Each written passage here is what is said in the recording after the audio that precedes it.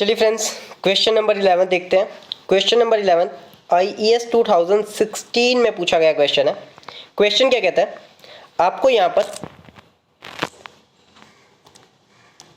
एक plane wall दे रखी है जिसकी थिकनेस दे दी आपको 20 सेंटीमीटर। उसका एरिया आपको दे रखा है 1 मीटर स्क्वायर। थर्मल कंडक्टिविटी उसकी दे दी 0.5 watt per metre per kelvin. A temperature difference दे दिया 100 degree Celsius is impose across it. Heat flow, वो आपसे जानना चाहता है कि हीट फ्लो कितना होगा, और यहाँ पर उसने वोट में पूछा हुआ है। हीट फ्लो हमें निकालना है, तो चलिए देखते हैं इसका क्या सॉल्यूशन रहेगा। तो यहाँ पर देखिए, हमारे पास हीट फ्लो का बेसिक फॉर्मूला क्या होगा। हमारे पास हीट फ्लो का बेसिक फॉर्मूला होगा Q इज इक्वल टू में k A dt by dx। ये हमारे पास बेसिक फॉर्मूला रहेगा हीट फ्लो का। तो यहाँ पर देखिए, इस क्वेश्चन के अंदर K की वैल्यू कितनी दे रखी है। K की वैल्यू उसने हमें दिया 0.5 watt per metre per kelvin, 0.5 watt per metre per kelvin. तो 0.5 हमारे पास K की वैल्यू हो गई, 0.5 ये हमारे पास K की वैल्यू हो गई। एरिया कितना दिया उसने हमें, एरिया दे रखा है 1 मीटर स्क्वायर। तो एरिया की जगह लग जाएगा हमारे पास 1 मीटर स्क्वायर, यहाँ पे एरिया लग दिया।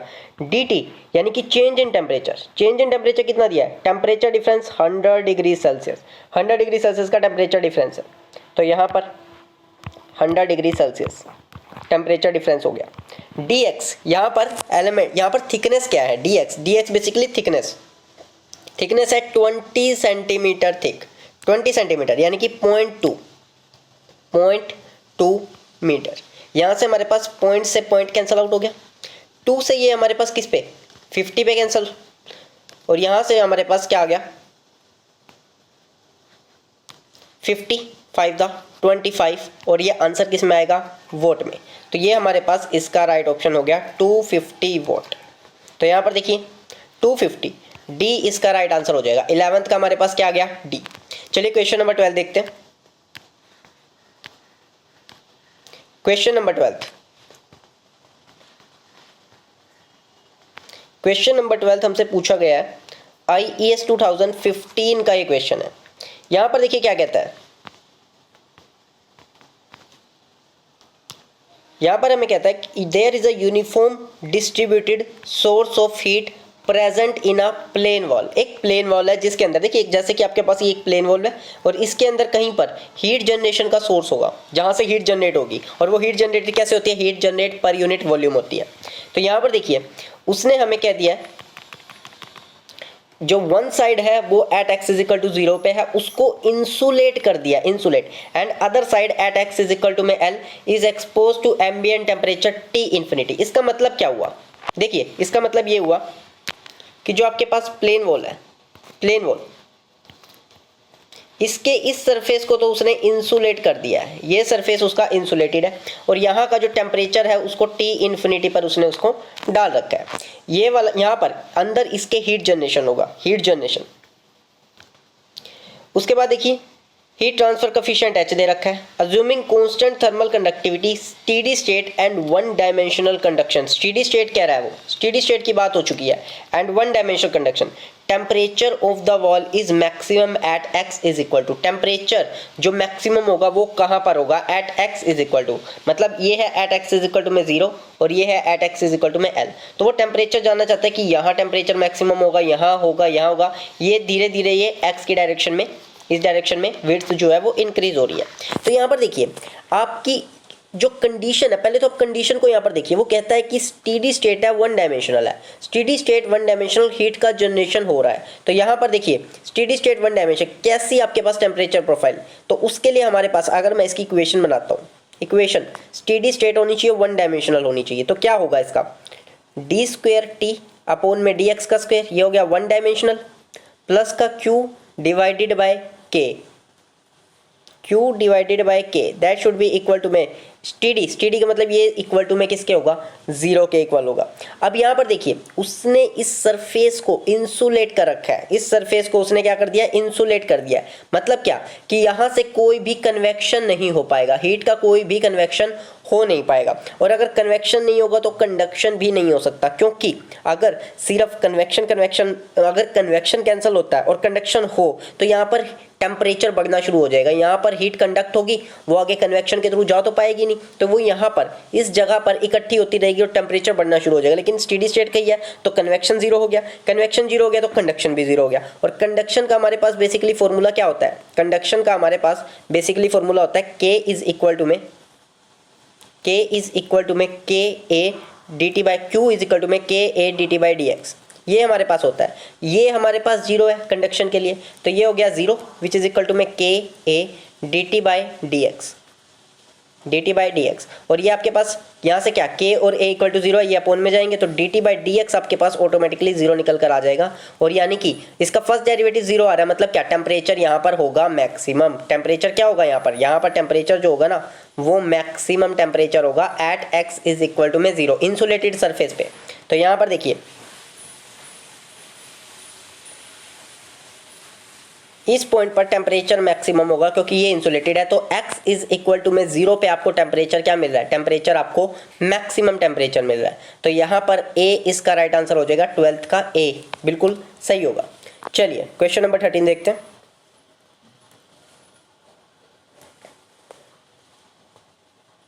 क्वेश्चन नंबर 13 में क्या कह रहा है, ये क्वेश्चन हमसे पूछा गया है IES 2015 में, उसने हमसे ये क्वेश्चन पूछा है और वो कहता क्या है, यहाँ पर देखिए एक इंसुलेटिंग मटेरियल दे रखा है with a thermal conductivity 0.12 watt per metre per kelvin, it is use for pipe carrying steam. और ये जो आप इंसुलेटिंग मटेरियल यूज़ कर रहे हो ना, एक पाइप के ऊपर आप लगा रहे हो ताकि आप स्टीम की हीट को लॉस ना होने, ताकि वो जो स्टीम फ्लो कर रही है उसकी हीट लॉस ना करे, ठीक।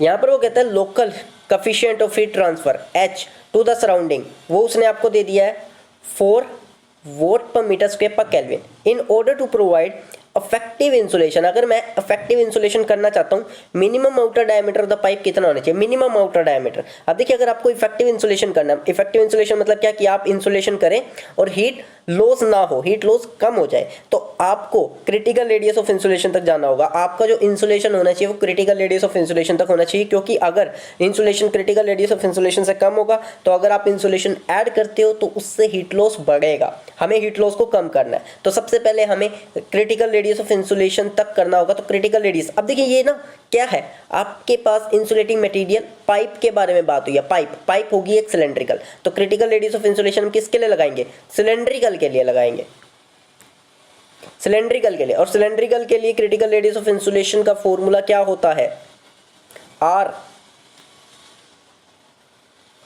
RC इज इक्वल टू में K डिवाइडेड बाय H, ये होता है क्रिटिकल रेडियस ऑफ इंसुलेशन का। लेकिन मुझे डायमीटर चाहिए, डायमीटर के लिए मुझे क्या करना पड़ेगा, डायमीटर के लिए मुझे करना होगा 2 टाइम्स RC, ठीक। तो यहाँ पर K और H की वैल्यू आप रख दीजिए, आपके पास आंसर आ जाएगा। पहले तो K और H की वैल्यू रखो।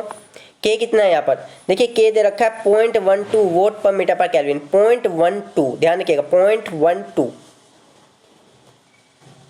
और H की वैल्यू कितनी दे रखी है, H उसने दिया 4 watt per metre square per kelvin, 4, तो यहाँ पर हो गया 4। अब देखिए ये मीटर में निकल कर आएगा, और जबकि आंसर किस में चाहिए, आंसर चाहिए mm में, तो इसको 1000 से यहीं पर आप मल्टीप्लाइड कर लीजिए, 1000 से मल्टीप्लाइड करोगे आंसर आपका mm में निकल कर आएगा। तो यहाँ से देखिए आप पॉइंट से 2 जीरो आप कैंसिल कर दोगे, यहाँ से 4 से आप 3 पे कैंसिल कर दोगे, तो ये आपके पास 30 आ गई, क्या आ गई यहाँ से आपके पास 30 mm।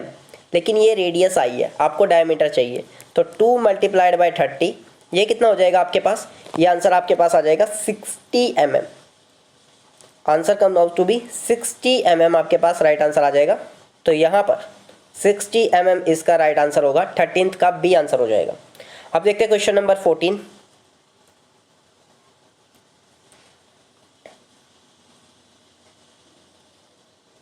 क्वेश्चन नंबर 14, और ये क्वेश्चन हमसे पूछा है IES 2015 में, IES 2015 में क्वेश्चन पूछा गया। क्या कहता है, देखिए प्लेन वॉल 20 सेंटीमीटर की थिकनेस है, area perpendicular to the heat flow, जो एरिया लेते हो ना वो हीट डायरेक्शन, जो आप एरिया लेते हो, जैसे कि ये प्लेन स्लैब है तो इसका जो एरिया होगा वो वाला एरिया आप लेते हो जो कि हीट के फ्लो के परपेंडिकुलर होता है, ये हीट के फ्लो के परपेंडिकुलर, ठीक। तो यहाँ पर देखिए वो आपको दे दिया 1 metre square, and has a thermal conductivity 0.5 watt per meter per Kelvin. A temperature difference उसने दे दिया 100 degree Celsius is imposed across it. Rate of heat flow, वो बेसिकली हीट फ्लो रेट जानना चाहता है। देखिए ये क्वेश्चन, सिमिलर क्वेश्चन हम पीछे कर चुके हैं, सेम क्वेश्चन है। देखिए ये वाला क्वेश्चन और जो हमने सबसे पहले किया था आज की क्लास में, ये 11th क्वेश्चन, ये बिल्कुल वही क्वेश्चन है जो हम अब करेंगे। बस यहाँ पर जो आंसर है देखिए 250 वोट आया था, अब हमारे पास किलो वोट में उसने आंसर पूछ लिया। देखिए 14th क्वेश्चन देखिए यहाँ पर यूनिट किलो वोट में सेम क्वेश्चन है। एक बार मैं फिर से सोल्व करवा देता हूँ, फिर से एक बार मैं इसको सोल्व कर देता हूँ।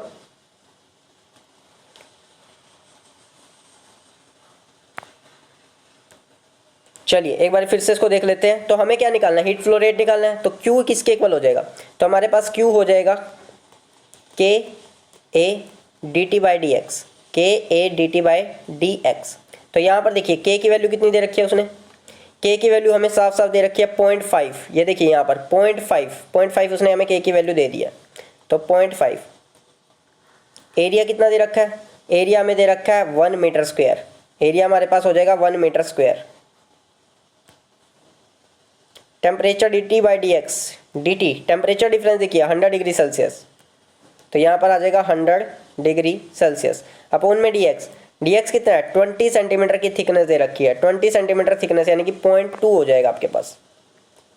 पॉइंट से आप पॉइंट कैंसिल आउट करोगे, 2 से ये 50 पे कैंसिल होगा, 55 था 250, ये वोट आया। लेकिन उसने हमें किस में मांगा आंसर, किलो वोट में मांगा, तो 0.25 किलो वोट हो जाएगा। 1000 से हम इसको डिवाइड कर देंगे, तो 14th का डी हमारे पास राइट आंसर हो जाएगा।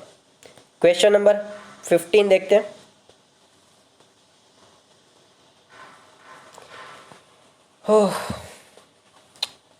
फ्रेंड्स टोटल हमारे पास 91 क्वेश्चन है कंडक्शन के, और मैं आपको एक एक क्वेश्चन कराने वाला हूँ। कंडक्शन के 91 करेंगे, उसके बाद हमारा अगला टॉपिक कन्वेक्शन होगा। कमेंट बॉक्स में बताना जरूर कि आपको नेक्स्ट कौन से सब्जेक्ट्स पर प्रीवियस ईयर चाहिए या फिर कंप्लीट सब्जेक्ट चाहिए।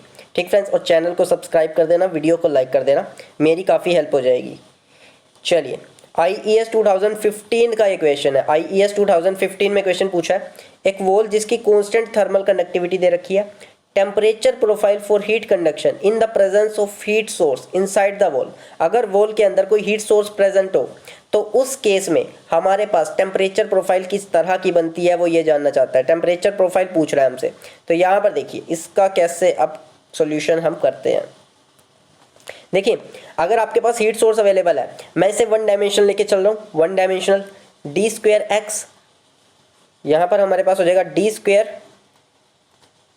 टी अपॉन डी एक्स का स्क्वायर प्लस का q divided by k, that should be equal to में 0 क्यों लेके चला मैं, देखिए यहाँ पर constant thermal conductivity, temperature profile, heat conduction, presence of heat source. उसने हमें टाइम की बात नहीं की, स्टीडी की बात नहीं की, तो हम जनरल लेकर चले। उसने हमें स्टीडी अनस्टीडी के बारे में नहीं बताया, तो हम जनरल लेकर चलेंगे, हम इसे स्टीडी स्टेट मानकर चलेंगे। तो यहाँ पर देखिए, तो यहाँ पर अगर आप इसका इंटीग्रेशन करते हो डी स्क्वायर टी अपॉन में डी एक्स का स्क्वायर, तो सबसे पहले तो ये इधर जाएगा, माइनस का क्यू बाय के हो जाएगा। ठीक, उसके बाद इसका अगर आप फर्स्ट इंटीग्रेशन करते हो, फर्स्ट इंटीग्रेशन क्या होगा, यहाँ से एक डेरिवेटिव कम हो जाएगा, d T by D x that should be equal to में माइनस का क्यू अपॉन में के एक्स प्लस का C1। ठीक, अगर आप फिर से इसका डेरिवेटिव करते हो, अगर आप फिर से इंटीग्रेशन करते हो इसका, यहाँ पर फिर से अगर आप इसका इंटीग्रेशन करोगे क्या हो जाएगा, टेम्परेचर एक डेरिवेटिव हट जाएगा, ये हो जाएगा माइनस का क्यू बाय के एक्स की 2 प्लस C1x, मैं नीचे लिख देता हूँ फ्रेंड्स इसको, प्लस C1x प्लस C2, ये आपके पास आ जाएगा। देखिए एक्स स्क्वायर आ गया, तो टेम्परेचर प्रोफाइल कैसी होगी, पैराबोलिक। टेम्परेचर प्रोफाइल कैसी जाएगी हमारे पास, पैराबोलिक प्रोफाइल जाएगी। तो यहाँ पर पैराबोलिक, C इसका राइट आंसर होगा, 15th का C is the correct answer. Question number 16 देखिए, IES 2015 का क्वेश्चन है, बड़े सिंपल क्वेश्चन है friends, direct formula based question चल रहे हैं अभी तक कोई ऐसा क्वेश्चन, टफ क्वेश्चन कुछ भी नहीं आया अब तक। 2015 का क्वेश्चन देखिए कहता क्या, आपको डिटरमाइन द हीट ट्रांसफर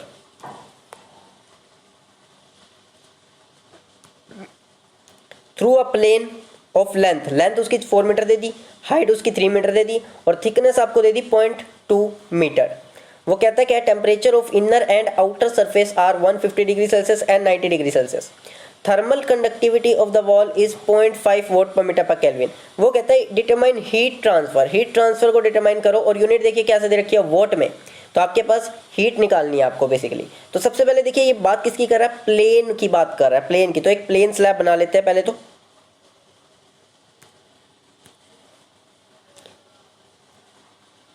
चलिए एक प्लेन, ये आपके पास एक प्लेन वॉल होगी। यहाँ पर देखिए इस क्वेश्चन के अंदर उसने हमें क्या दे रखा है, इस प्लेन वॉल की जो थिकनेस है वो 0.2 मीटर है। थिकनेस हमें 0.2 मीटर उसने हमें दे दिया है। तो यहाँ से लेकर यहाँ तक की ये जो थिकनेस होगी, ये थिकनेस हमारे पास है 0.2 मीटर।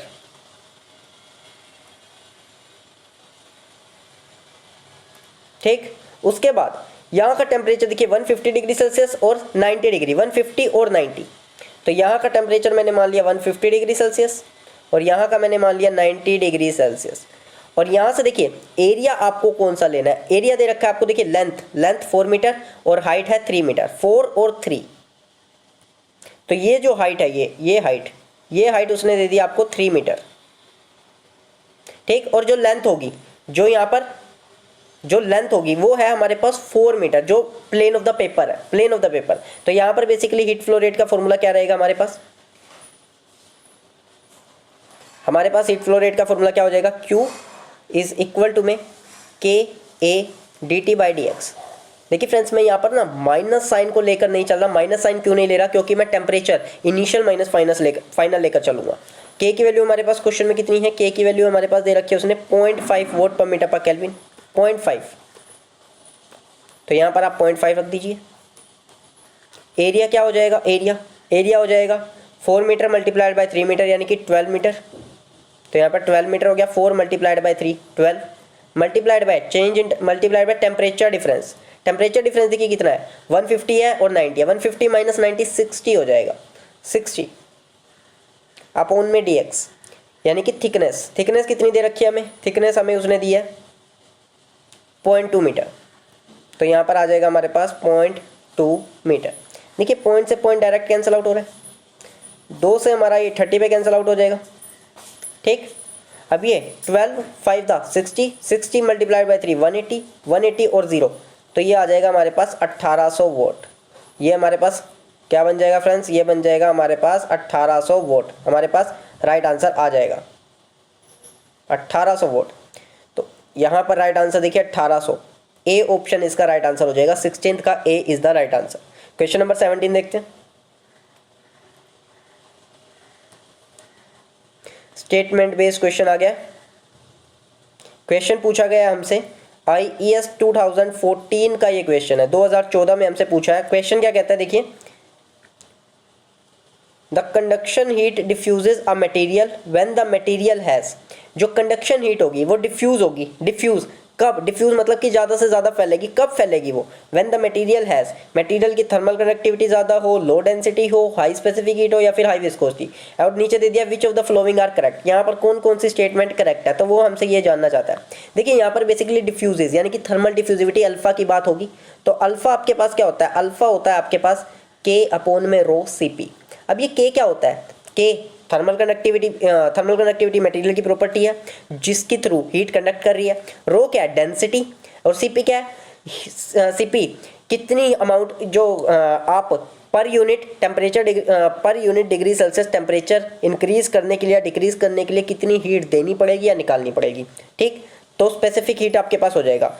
अल्फा क्या डिनोट करता है, अल्फा थर्मल डिफ्यूजिविटी, जो ये बताता है कि कोई भी मटेरियल कितनी एनर्जी को, कितनी हीट को कंडक्ट कर रहा है एज कंपेयर टू स्टोरेज। जब आपने किसी मटेरियल को हीट दी तो वो कितनी आगे कंडक्ट कर रहा है एज कंपेयर टू कितनी वो स्टोर कर रहा है, वो होता है थर्मल डिफ्यूजिविटी। तो यहाँ पर साफ साफ पता चल रहा है अल्फा ज़्यादा कब होगा, conduction heat diffusion material when the material has, अगर उसकी K ज़्यादा होनी चाहिए। तो यहाँ पर high thermal conductivity, first statement बिल्कुल सही है।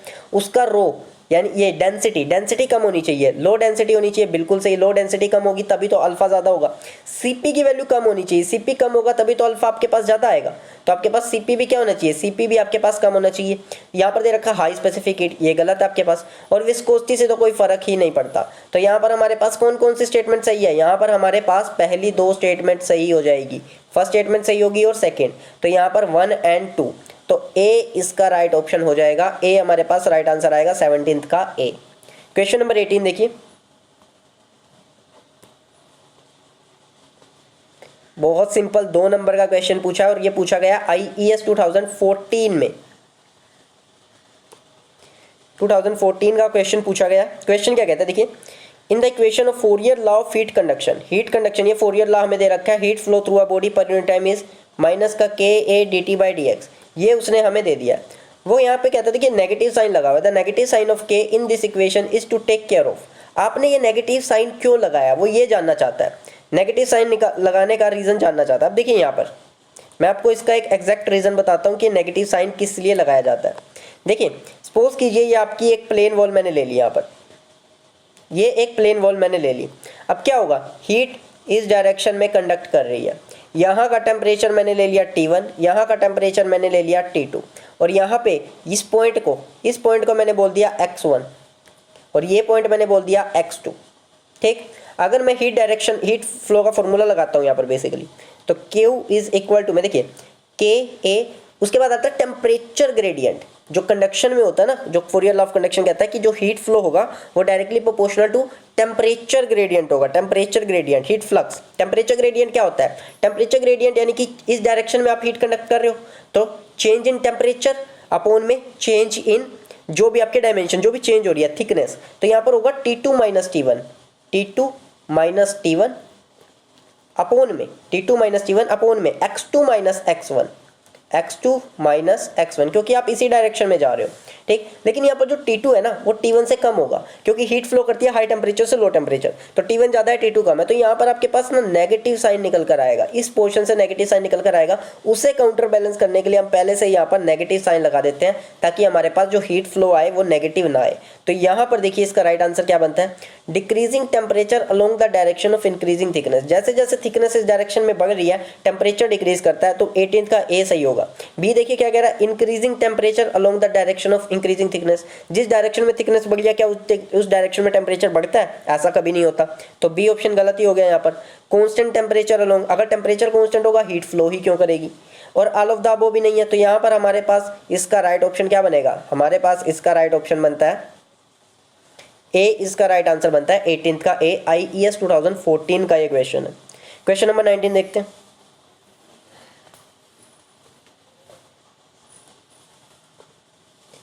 क्वेश्चन नंबर 19 ये हमसे पूछा गया है IES 2014 में, ये पूछा है उसने। यहां पर देखिए क्या कहता है, एक फ्लैट प्लेट जिसकी थर्मल कंडक्टिविटी हमें दे दी 0.2। अब यहाँ पर देखिए किलोवोट पर मीटर पर केल्विन में दे रखा है, किलोवोट में उसने हमें दे रखी है, और इसका जो inner and outer surface temperature दे दिया 600 degree Celsius and 200 degree Celsius. If the heat flux यानी कि heat per unit area through the valve is 200 kilowatt per metre square, what is the thickness of the valve. उसने हमसे wall की thickness हमसे पूछ ली है, तो चलिए इसका सॉल्यूशन देखते हैं। यहाँ पर देखिए ये आपके पास एक वॉल्व होगी, ये प्लेन वॉल होगी, प्लेन वॉल। ठीक, यहाँ पर वो क्या कहता है, जो कंडक्टिविटी दे रखी है 0.2 किलोवोट per metre per kelvin, temperature 600 और 200 दे दिया है। टेम्परेचर कितना दे दिया उसने 600 डिग्री सेल्सियस, और यहाँ पर उसने कितना दे दिया 200 डिग्री सेल्सियस। ठीक, चलिए उसके अलावा वो कहता है क्या, थिकनेस। पहले तो आप फॉर्मूला लिख लीजिए, बेसिकली क्यू का फॉर्मूला क्या होगा, क्यू का फॉर्मूला हमारे पास कितना आएगा निकल कर,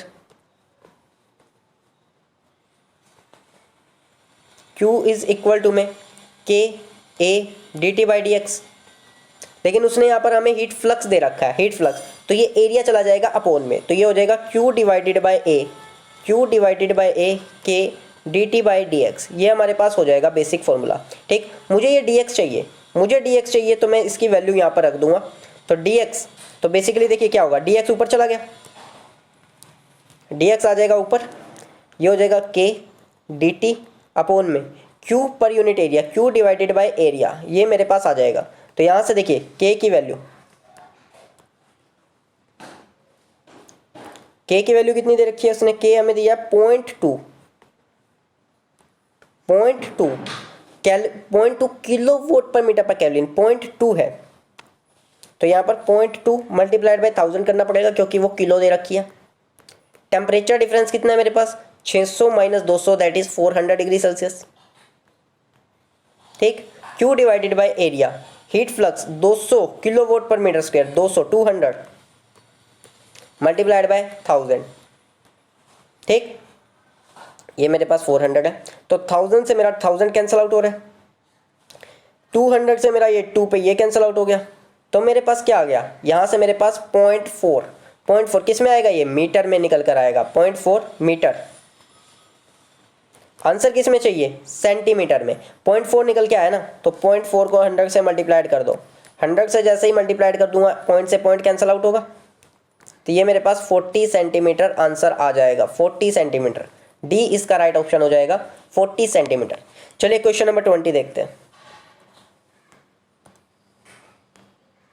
आज का लास्ट क्वेश्चन है फ्रेंड्स, ये टोटल 20 क्वेश्चन हो जाएंगे। कितने क्वेश्चन मैंने आपको बताए हैं, कंडक्शन के टोटल 91 क्वेश्चन है। मैं एक एक क्वेश्चन सोल्व कराने वाला हूँ। कंडक्शन, उसके बाद कन्वेक्शन करेंगे, उसके बाद हीट एक्सचेंजर, हमारे पास HMT का टोटल 5 टॉपिक है। टोटल 5 टॉपिक हम लोग खत्म करेंगे। कमेंट बॉक्स में बताना फ्रेंड्स, अगर कोई भी आपका डाउट आप मुझे मेंशन कर देना, आपका क्वेश्चन का आंसर मैं करूँगा।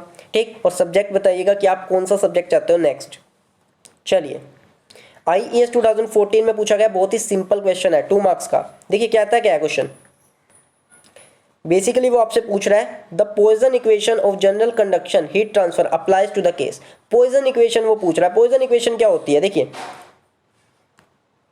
पॉइजन इक्वेशन होती क्या है आपके पास जो स्टैंडर्ड इक्वेशन होती है, कर्ली स्क्वायर टी अपॉन में curly x square plus curly square T upon में curly Y square plus curly square T upon में curly Z square plus Q divided by K that should be equal to में 1 by alpha curly T by curly T.